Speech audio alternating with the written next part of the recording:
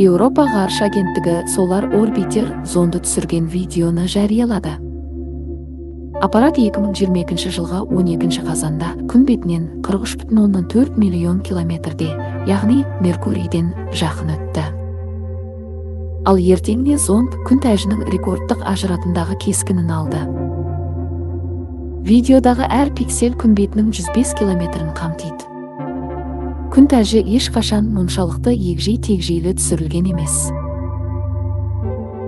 Бүкіл кадрға жер секілді 17 планета сыйып кетер еді.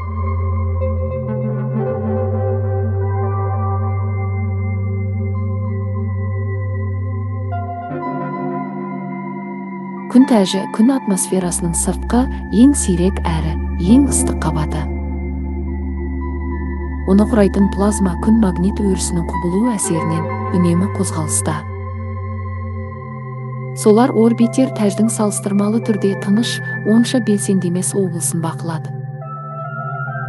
Бірақ әрқашан бұлай бола бермейді. Қазір күн 2025 жылға белсенділік шыңына жақындап келе жатыр. Демек ондағы жарқылдар күн желінің ұйтқуы мен тәж затының атылу оқиғалары саны біртіндеп арта бермек.